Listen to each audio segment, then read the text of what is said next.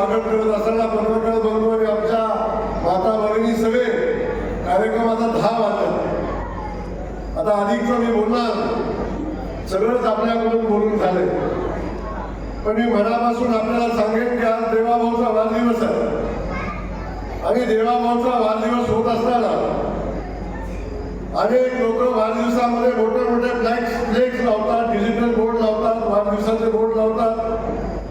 काही लोक बेंचवर लावतात, काही लोक जेवणाच्या पार्ट्या करतात, काही भोकलं कापतात आणि काही लोक पेपरला प्रचंड मोठ्या जाहिराती देऊन लाखो कोट्यावधी रुपयाचा चुराडा करतात. अशा वेळी आमचा नेता त्याने सांगितलं की माझा वाढदिवस एकटं करूच नका, आणि केला तर माझा वाढदिवस हा लोकांच्या सेवेसाठी द्या, लोकांची सेवा करणारा माझा वाढदिवस झाला पाहिजे. ही भूमिका या ठिकाणी माननीय मुख्यमंत्री महोदयांनी घेतली आणि भारतीय जनता पक्षाच्या नेतृत्वाला आदरणीय रवींद्र चव्हाण साहेबांना मी मनापासून धन्यवाद देईन की यांनी या नेत्याच्या वाढदिवसाच्या निमित्तानं रक्तदान करण्याचा निर्णय घेतला आणि भारतीय जनता पक्षाचा कार्यकर्ता आज सकाळपासून लोकांच्या सेवेमध्ये होता आणि लोकांच्यासाठी रक्तदानाचं पवित्र काम करत होता. आणि आज गोपी शेठ मनापासून सांगेन की आता रक्तदानाचा एका नेत्याचा किंवा एका विशिष्ट कार्यक्रमासाठी एका दिवसामध्ये झालेलं हे रक्तदान हे गिनीज बुक ऑफ वर्ल्ड मध्ये याची नोंद होईल. अशा पद्धतीचं कार्य आदरणीय देवेंद्रजींच्या वाढदिवसाच्या निमित्तानं झालं. आणि किमान 2 लाख, माझी माहिती अजून अपुरी असू शकते, पण किमान 2 लाख लोकांनी रक्तदान केलं आणि आता ते रक्त लोकांचा जीव वाचवण्यासाठी उपयोगाला येईल ही भूमिका मांडणारा आमचा नेता. त्यासोबत आमच्या शेतकरी जेव्हा पुन्हा मुख्यमंत्री झाले पहिली मुलाखत आपण ऐकली असेल, पहिल्यांदा त्यांनी सांगितलं की माझ्या शेतकऱ्यांना दुष्काळी भागातल्या शेतकरी बांधवांच्या बांधावर पाणी देणं याला माझं प्रथम प्राधान्य आहे. ही भूमिका घेणारा शेतकऱ्यांचा नेता, दररोजाची साधना निर्माण करणारा, सामान्य माणसाला न्याय देणारा, या राज्याचा विकास झाला पाहिजे म्हणून भूमिका मांडणारा, मेट्रो मॅन म्हणून पण त्याच माणसाकडे बघितलं जातं. सामान्य माणसाला न्याय देत असताना आज अंगणवाडी सेविकापासून कुणी न्याय दिला, अंगणवाडी सेविकाला आमच्या देवाभाऊने दिला. कुणी न्याय दिला पोलीस पाटलाला, आमच्या देवाभाऊने दिला. कुणी न्याय दिला कोतवालाला, आमच्या देवाभाऊने दिला. कुणी न्याय दिला सरपंचाला, आमच्या देवाभाऊने दिला. जे काय कुणी न्याय दिला आमच्या लाडक्या बहिणीला, देवाभाऊने दिला. कुणी आमच्या युवकांच्यासाठी काम करतंय, आमचे देवाभाऊ करतायत. आणि हे सगळं करणारा या महाराष्ट्राचे अनेक राज्य होऊन गेले. छत्रपती शिवाजी महाराजांना सुद्धा जाणता राजा न मानणारे जाणते राजे आपल्याकडे होऊन गेले. पण खऱ्या अर्थानं या माणूस आपल्या सगळ्यांच्यासाठी लढणारा, झगडणारा, झटणारा, विरोधी पक्षात असला तरी लोकांची जनभावना मांडणारा हा नेता, त्या नेत्याचा वाढदिवस आहे. मी आज आपल्या सगळ्यांच्या वतीनं आदरणीय देवेंद्रजींना मनापासून वाढदिवसाच्या शुभेच्छा देतो आणि देवाला परमेश्वरानं त्यांना उलट आयुष्य द्यावं आणि हा महाराष्ट्राच्या देशाच्या प्रगतीमध्ये ईश्वरानं त्यांच्या पाठीशी उभं राहावं अशा पद्धतीची प्रार्थना आहे मित्रांनो. आज आपण सगळेजण या खानापूर तालुक्यामध्ये पहिल्यांदा येताना मलाही शंका होती आता खानापूर तालुक्यात भारतीय जनता पक्षाचा मेळावा म्हणजे काय असणार आहे. पण आज प्रचंड मोठा मेळावा आपण या ठिकाणी घेतला. शेठ तुम्हाला धन्यवाद बाबाचे, तुमचं कौतुक केलं पाहिजे. ही संघटना आता तुम्ही बांधायला सुरुवात केलेली आहे आणि मला खात्री अजून 4-4.5 वर्षात मजबूतीने ही संघटना उभी राहील आणि नक्की या भागामध्ये परिवर्तन भारतीय जनता पक्षाच्या माध्यमातून झालेलं आपल्याला दिसेल हे या निमित्ताने आपल्याला सांगेल. आणि हे सगळं करत असताना पडळकर साहेब आपल्याकडे आज दिसत आहेत, कॅमेरे सगळे लावले असतात, कधी काय येतंय, कधी कुठं बॉम्ब बोलतोय, काय घडतंय, काय बोलतोय. पण आज मी मनापासून सांगेन, सर्वसामान्य माणसासाठी काम करणारा, सामान्य माणसाचं दुःख मांडणारा, गोरगरिबांच्या व्यथा मांडणारा, बहुजनांच्या व्यथा मांडणारा, आणि तो फक्त व्यथा मांडणारे अनेक लोक आहेत. छत्रपती शिवाजी महाराज, शाहू महाराजांचं नाव घेणारी अनेक लोक आहेत. पण खऱ्या अर्थानं त्या लोकांना न्याय देण्यासाठी मांडलेला प्रश्न शेवटपर्यंत घेऊन जाऊन त्याला तडीस नेणारा नेता कोण असेल तो आमचा गोपीचंद पडळकर आहे. आजपर्यंत मला सांगा, गोपीचंद एखादा विषय हातामध्ये घेतला आणि तो अर्धवट सोडला असा विषय मला सांगा.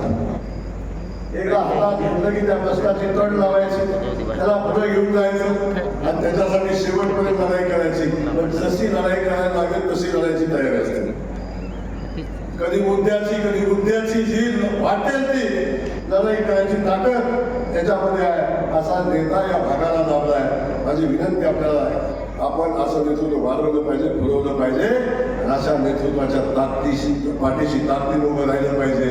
ही बहुजनांची नेतृत्व सहजासहजी उभी राहत नाही, कुणी राहू देत नाही. तेव्हा उभा राहिलेल्या नेतृत्वाच्या पाठीशी आपण सगळ्यांनी ताकदीने उभं राहिलं पाहिजे.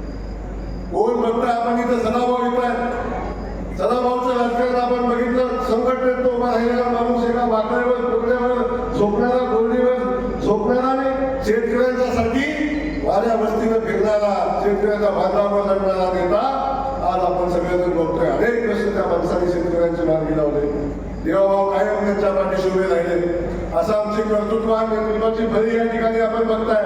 सम्राट महाराजांच्या रूपाने या जिल्ह्याचं नवं नेतृत्व उभं राहताना आपण बघताय. जिल्हाध्यक्ष म्हणून काम करताय. असे हिरे शोधून देवाभाऊ काढतात आणि त्या हिराला पैलू पाडण्याचं काम या निमित्तानं देवाभाऊच्या नेतृत्वाखाली होताना आपण बघताय.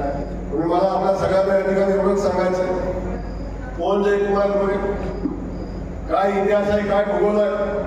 माझे वडील ना आमदार ना खासदार ना पंचायत समितीचे सदस्य ना काय नाही भूगोल नाही इतिहास, कुठलाही भूगोल नाही इतिहास नाही.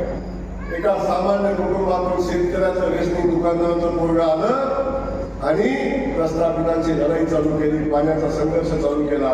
आणि ज्या तालुक्यामध्ये तुळशी मावशीच्या लग्नाला उसाचं कांड मिळत नव्हतं, कुठंतरी कराडात नाही तर पंढरनाथ भागामध्ये उसाचा ट्रॉली भरून आणायची, बाजारपटांना तुळशी मावशीच्या लग्नाच्या आदल्या दिवशी बाजारपटांना यायची, मग एक ऊस घ्यायचा आणि तुळशी मावशीच्या लग्नाला जायचं, लग्न लावायचं. ही परिस्थिती माझ्या तालुक्याची.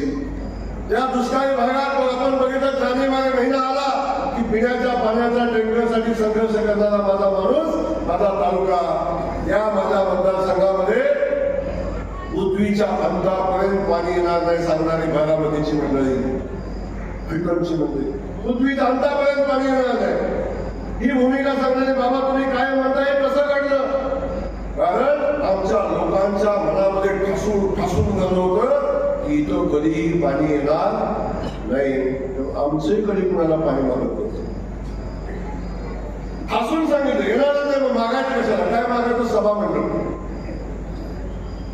अशा पद्धतीची परिस्थिती बघितली. त्या तालुक्यामध्ये आज 5 साखर कारखाने उभे आहेत आणि 5 साखर कारखाना ऊस बाहेर जातो. हा माझ्या तालुक्याचा इतिहास आहे. आणि मी शब्द दिला माझ्या जनतेला, ज्या दिवशी मी उभा राहिलो तरी सांगितलं दुष्काळ मुक्तीसाठी जयकुमार गोरे आलाय. आणि आता सदाभाऊ मी आता माझ्या जनतेला शब्द दिलाय, पाण्याच्या प्रश्नावरची शेवटची निवडणूक आहे बाबा. पाण्याच्या पृथ्वीच्या अंतापर्यंत पाणी येणार नव्हतं, त्या तालुक्यामध्ये पाण्याच्या प्रश्नावरची शेवटची निवडणूक आहे. आणि जर माझ्या तालुक्यातली 2 डोंगरावरची गावं सोडली तर प्रत्येक गावात पाणी पोहोचलं नाही तर हा निवडणुकीला कधीच उभा राहणार नाही. ही भूमिका घेऊन जयकुमार गोरेने काम केलं. आणि आज 70% मतदारसंघ माझा पाण्याखाली आहे आणि उरलेल्या मतदारसंघात पाणी चालू आहे. याला कोण कारण आहे? देवाभाऊ सारखं नेतृत्व आज आमच्या पाठीशी उभा आहे. म्हणून या सगळ्या प्रश्न आम्ही घेऊन जातो आणि हे प्रश्न सुटतात. आज गोपीचंद पडळकर साहेब देवाभाऊच्या नेतृत्वाखाली काम करतात, सदाभाऊ करतात, आमचे पृथ्वीराज बाबा करतात, आम्ही सगळी मंडळी करतो. आणि प्रचंड मोठी ताकद सामान्य कुटुंबातल्या या युवकांच्या पाठीशी उभं करतात. कारण सामान्य कुटुंबातनं आलेल्या लोकांना सामान्य माणसाचं दुःख माहिती असतं आणि ही भूमिका घेऊन आपण काम करतो. आज काय मागितलं आमच्या गोपीचंद? इथं आल्यावर आमच्या लेवल सिद्धचं मंदिराचं काम झालं पाहिजे. काय मागितलं? इथं आल्यावर संताजीचं स्मारक झालं पाहिजे, संताजी घोरपडेचं स्मारक झालं बहिर्जी नायकांचं स्मारक झालं पाहिजे. ही भूमिका मांडणारा, सामान्य माणसाचं दुःख मांडणारा, पाण्यासाठी लढणारा, आणि ही सगळी भूमिका या ठिकाणी आल्यानंतर त्यांनी मांडली. सुदैवानं बाबा माझ्या नेत्यानं माझ्याकडे असं खातं दिले, जन्माला आल्यापासून स्मशानभूमीत जाईपर्यंत जे जे लागतं ते सगळं माझ्या खात्यात आहे.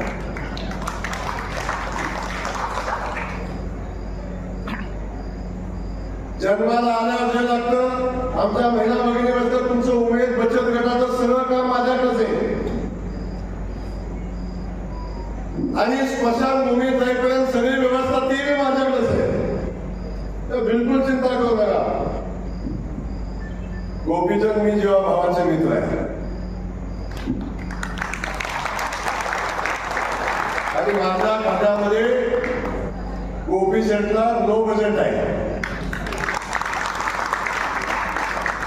इथं बजेटचा विषय नाही आणि इथं देवाभाऊने आपल्याला सांगितलं त्याचाही काही विषय नाही. देवाभाऊ जे मला कोटा देतील ते सगळा कोटा दे आमच्या गोपी सेटचा आहे. काळजी करू नका. गोपी सेट रेवण सिद्धार्थ सांगितलं, मी आज सांगून जातोय 2 वर्षाच्या आत रेवण सिद्धाला 5 कोटी रुपये ग्रामविकास खात्याच्या माध्यमातून आपण देऊ. बरोबर, देवस्थानचा दर्जा आपण देऊ. फक्त प्रस्ताव पाठवा, आहे तर बाकीचं माझ्यावर सोडा. आज आपण सांगितलं संताजी होईपर्यंत हे जन्मगाव माझ्या इथं आपण बघितलं असेल, ज्या कामखेडच्या डोंगरामध्ये त्यांचा अंत झाला ते ठिकाण माझ्या इथं आहे. त्यासाठी आपण मागितलं, त्याची चिंता करू नका. आपण तातडीचा प्रस्ताव द्या, बाकी माझ्यावर सोडा. आपण फक्त तातडीचा प्रस्ताव द्या आणि त्याच्यासोबत बहिर्जी नायकांच्या स्मारकाचं आपण सांगितले. त्याचं केवढं मोठं महत्व आहे. छत्रपती शिवाजी महाराजांचे जे मावळे 18 प्रकट सांगितले होते, त्या सगळ्या मावळ्यांना सन्मान मिळाला पाहिजे अशा पद्धतीची भूमिका आपण घेतो. आमचा नेताही त्या पद्धतीचा, आमच्या पक्षाचा विचारही त्या पद्धतीचा आहे. त्या सगळ्यांना न्याय देण्याची भूमिका आपण घेतो. तेव्हा ती आपली शक्तीस्थळ आहे. अशी शक्तीस्थळ मजबूत केली पाहिजे हे भारतीय जनता पक्षाचं धोरण आहे. आणि त्या धोरणात आम्ही त्या शक्तीस्थानासाठी लागेल ते देण्याची आमची भूमिका आहे. त्यामुळे त्याची आपण चिंता करू नका. त्याचाही आपल्यालाही आपण मार्ग काढू. बाकी दादा देवा आता बोलले गोपीचंदजी, किती बारकाईनं लक्ष असतं सगळ्या गोष्टीवर. मला रायगडाला गेले, तिथं गेलं की नवीन काहीतरी विषय असतो त्यांच्याकडे. आले मला सांगितले, भाऊ अहो ते रायगड छत्रपती शिवाजी महाराजांची राजधानी, ज्या रायगडावर महाराजांचा राज्याभिषेक झाला आणि ज्या रायगडावर निजामशाही संपुष्टात आणली छत्रपती शिवाजी महाराजांनी, त्या छत्रपती शिवाजी महाराजांचं रायगड त्या ग्रामपंचायतीचं नाव आहे क्षेत्र निजामपूर. बघा, निजामाचा अंत छत्रपती शिवाजी महाराजांनी निजामशाहीचा अंत केला, पण ग्रामपंचायतीचं नाव बदलायचं आजपर्यंत कुणाच्या डोक्यात आलं नाही. एबीपी माझा, उघडा डोळे बघा नीट.